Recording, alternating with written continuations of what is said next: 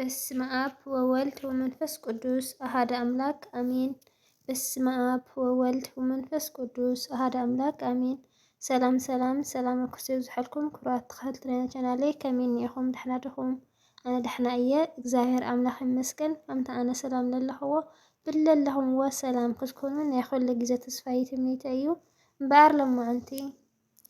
እምበኣር ሎማዓንቲ ብዛዕባ ዓመታዊ በዓል ኣዴና ቅድስቲ ኣርሴማ እዩ እሞ ብዛዕባ ኣዴና ቅድስቲ ኣርሴማ ንእሽተይ ታሪክ ሒዘ ቀሪበ ኣለኹ ናብኡ ከብለኩም እየ።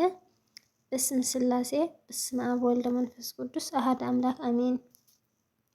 ቅድስቲ ኣርሴማ ቅድስቲ ኣርሴማ ካብ ኣቦኣ ቴዎድሮስን ከም ኣዲኣ ኣትናስያን ዝተባሃሉ ክልተ ክቡራት ፍቁራት ናይ እግዚአብሔር ስድራ ቤት ዝተወለደት ቅድስቲ ኣደ እያ። ኣቦኣ ቴዎድሮስ ካብ ሌዋውያን ካህናት ካብ ሓያላት ነገስታት ወገን ክኸውን ከሎ ከምኡ ድማ ኣዲኣ ከዓ ናይ ሃይማኖት ቅንዓት ካብ ዘለዎም ናይ ቅድስቲ ቤተ ክርስቲያን መራሕቲ ጳጳሳት ካብ ዝርከብዎም ካህናት ወገን እያ። ቴዎድሮስን ኣትናስያን ንእግዚአብሔር ዝፈርሑ ጻድቃን ተኣዘዝቲ ምእዙዛት ሰባት ነበሩ። ብጾምን ብጸሎትን ብምጽዋትን ብልመናን ብስግደት ዝተውክኡ ብምግባር ጽድቂ ዝተሸለሙ ናይ እግዚአብሔር ቡሩኻት ሰባት ነበሩ። ኩሉ ግዜ ብጸሎትን ብቁርባንን ብዘይምቁራጽ ናብ ቤት እግዚአብሔር ዝግስግሱ ሰባት ኣብ ቅድሚ እግዚአብሔር ኣምላኽ ከዓ ከም መላእኽቲ ንእግዚአብሔር ብውዳሴ ብምስጋና ነቒሖም የገልግሉ ዝነበሩ ሰባት እዮም። እንተኾነ ግን ብእዋኑ ብውሉድ ኣይተባረኹን ኣይነበሮምን እዩ። ክሳዕ ዘመን እርግንኦም ከዓ ብዘይ ውሉድ ጸኒሑ። እንተኾነ ግን ከም ሃና ኣደ ሳሙኤል፣ ከም ሃና ኣደ ድንግል ማርያም፣ ከም ኤልሳቤጥ ኣደ ቅዱስ ዮሃንስ መጥመቕ እግዚአብሔር ጸሎት ኣትናስያ ሰሚዑ ኣብ እርግንኦም ውሉድ ረኸበት። ብመንገዲ ስርዓተ ቤተ ክርስቲያን ድማ ኣዕበይዋ። ክሳዕ 3 ዓመት ዝኾን ምስ ስድራ ቤታ ተቐመጠት። ድሕሪኡ ግን ናብቲ ብስም ቅድስቲ ድንግል ማርያም ዝተሰርሐ ዝተሰመየ ቤተ ክርስቲያን ንእግዚአብሔር ክተገልግል መብፅዓ ስለ ዝነበሮም ኣወፈይዋ። ክሳዕ ጓል 15 ዓመት እትኸውን ኣብቲ ቤተ ክርስቲያን እናገልገለት ተቐመጠት። በዚ ግዜ እዚ ወለዳ ናብ ሓደ ሰብ ካብ ቤተ ክህነት ወገን ዝኾነ መንእሰይ ከመርዕውዋ ብናታ መርዓ ምኽንያት ደስ ክብሎም ደለዩ እሞ ቅድስቲ ኣርሴማ ግን ንሳ ናይ ክርስቶስ መርዓት ክትከውን ብድንግልና ብንጽህናኣ ክተገልግልን መደብን ድልየትን ስለ ዝነበራ ነቲ ውሉድ ዝሓሰብዎ መርዓ ኣብ መወዳእታ ከዓ ዝተገበረ ሕፀ ክትቅበሎ ኣይከኣለትን እያ። ቅድስቲ ኣርሴማ በዚ ምኽንያት ካብ ቤት ወለዳ ናብ ቤት ገዳም ኣተወት። ብድንግልና ብንጽህናኣ ህይወታ ሙሉእ ንክርስቶስ ዘገልግል ዝነበረ ቤት ብድንግልና መንከሰት። ምንኩስና ገዳም ከደት። ብሕብረት ድማ መንፈሳዊ ህይወት ምስኣተን ጀመረት። ቅድስቲ ኣርሴማ ጓል 15 ዓመት ምስ ኣኸለት ናብ ገዳም ብምናኔ ኣተወት።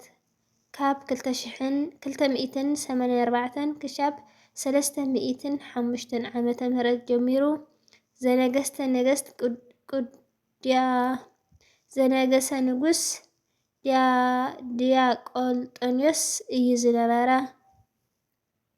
በቲ ዘመን እቲ ናይ ሮማ ገዛኢ ዝነበረ ንጉስ ዲዮቅልጥያኖስ ልቡ ብሓሳብ ሰይጣን ተመሊኡ ንብዙሓት ናይ ክርስቲያን ሰዓብቲ ዝኾኑ ሰባት ብዙሕ መከራን ሽግርን ፀገምን የውርደሎም ነበረ።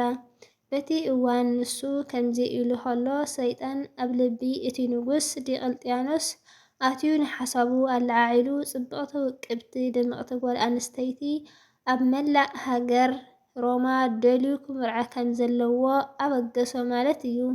በዚ ሓሳብ እዚ ተበጊሱ ከዓ ንልኡኻቱ ናብ መላእቲ ሃገር ሮማ ሰደዶም።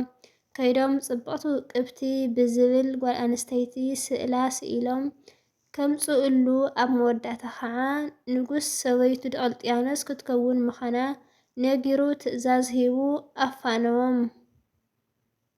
ንሳቶም ድማ ሙሉእ እቲ ዓዲ ክደልዩ ምስ ጸንሑ ቅድስቲ ኣርሴማ ኣዲኣ ናብ ሓደ ናይ ሮማ ዓዲ ዝርከብ ገዳም ምስ ካልኦት ደናግል ረኸብዋ። ምስ ስእላ ስኢሎም ናፍቲ ንጉስ ለኣኽሉ ናይ ኣዴና መርዓት ክርስቶስ ቅድስቲ አርሴማ ስነ ለሃያ ድማ ኣዝዩ ፍሉይ ሰበይቲ ነበረት። እቲ ንጉስ እቲ ስእላ ምስ ረአየ ከዓ ፈተዋ እሞ ከምፅሉ ድማ ኣዘዘ። እተን ደናግል ቅድስቲ አርሴማ እዚ ሰሚዓ ምስኣመነተን ዝነበረት ቅድስቲ ኣጋታ ኮይና ናብ ኣረሜንያ ዝበሃል ዓዲ ተሰደዳ። እቶም ልኡኻት ብመልክዓ ካብ ኣዝዮም ተገረሙ ዝበልዎ እውን ጠፍኦም። ምክንያቱ ቅድስቲ ኣርሴማ ኣዝያ ምልክዕትን ጽብቕትን ሰበይቲ ነበረት።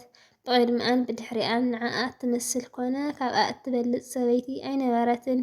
ካብኣ እትበልፅ ብመልክዓ ፍልይቲ ንኣመናዊ ፀሃይ ክርስቶስ ዝወለደት ቅድስቲ ድንግል ማርያም ጥራሕ እያ ትምሰል ዝነበረት።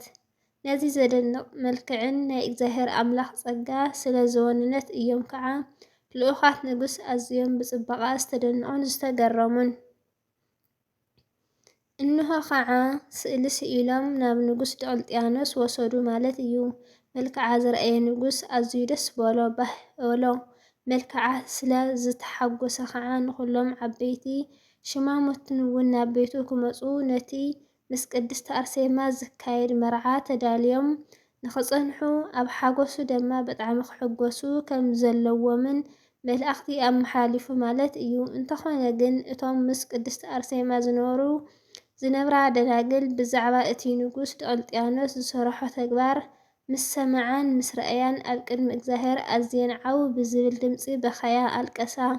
እግዚኣብሔር ብድንግልና ከዕቅበን ብቅድስና ከገልግልኦ ሓይሊ ክህበን ኣጸቢቑን ኣዝዩን ጸለየ።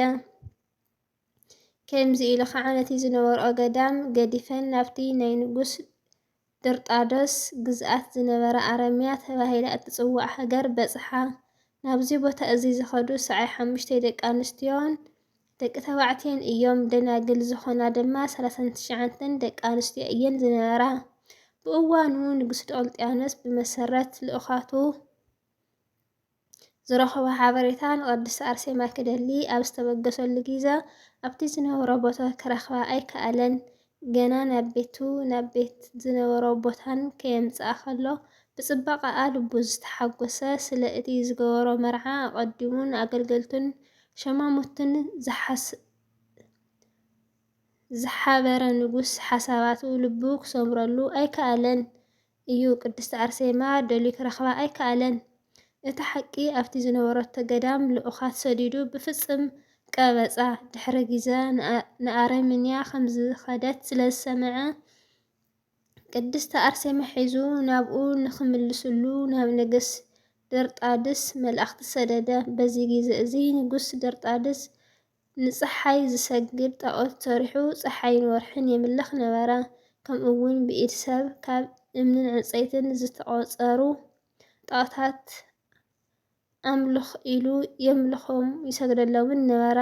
ንኩሎም ኣብ ግዝኣቱ ዝነበሩ ሰባት ከዓ ኣስሓቶም። ካብ ሶርያ ንደማስቆ ጀሚሩ ክሳዕ ቂሳርያን ኢፍራጥስን ገይሩ ዝሾሞ ጤሌማዎስ ዘስሞ ሰብ ነበረ። ንሱ ትእዛዛቱ ንጉስ ንምፍጻም ንክርስቲያን ኩሎም ብግዴታ ጣዖት ከም ዘምልኹ ንኣምላኽ ከም ዝክሕዱን ዝገበረ ዝነበረ ሰብ እዩ። ንቶም ጣዖታት ኣይንሰግድን ዝበሉ ሰባት ከዓ ኣብ ቤት ፍቓድ ቤት መእሰርቲ ይእሰሩ ብሞት ይቕፅዑን ነበሩ።